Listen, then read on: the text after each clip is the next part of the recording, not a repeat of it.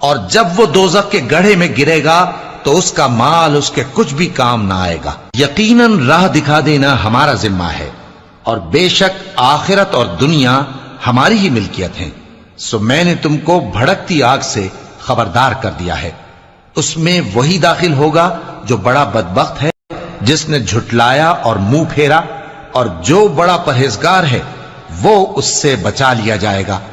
وہ جو اپنا مال دیتا ہے تاکہ پاک ہو، اور اس لیے نہیں دیتا کہ اس پر کسی کا احسان ہے جس کا بدلہ اتارا جائے، بلکہ اپنے رب اعلیٰ کی رضامندی حاصل کرنے کے لیے دیتا ہے، اور وہ عنقریب خوش ہو جائے گا۔ اور ہم نے قرآن کو سمجھنے کے لیے آسان کر دیا ہے، تو کوئی ہے کہ سوچے سمجھے؟ اور یہ کسی شیطان مردود کا کلام نہیں ہے۔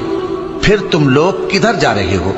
یہ قرآن تو تمام جہانوں کے لیے نصیحت ہے، یعنی اس کے لیے جو تم میں سے سیدھی راہ چلنا چاہے، اور تم لوگ کچھ بھی نہیں چاہ سکتے مگر وہی جو اللہ رب العالمین چاہے۔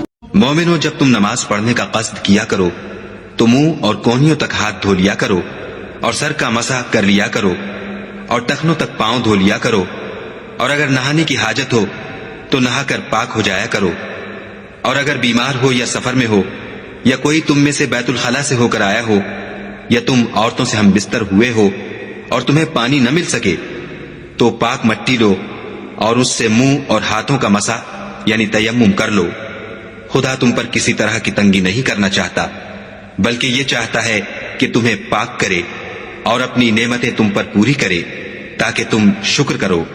تمہارے پروردگار نے نہ تو تم کو چھوڑ دیا اور نہ تم سے ناراض ہی ہوا، اور آخرت تمہارے لیے دنیا سے کہیں بہتر ہے، اور تمہارا پروردگار تمہیں عنقریب اتنا کچھ عطا فرمائے گا کہ تم خوش ہو جاؤ گے۔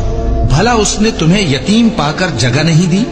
بے شک دی، اور تمہیں رستے سے ناواقف دیکھا تو سیدھا رستہ دکھایا، اور اس نے تمہیں تنگ دست پایا تو غنی کر دیا۔ تو تم بھی یتیم پر ستم نہ کرنا، اور مانگنے والے کو جھڑکی نہ دینا۔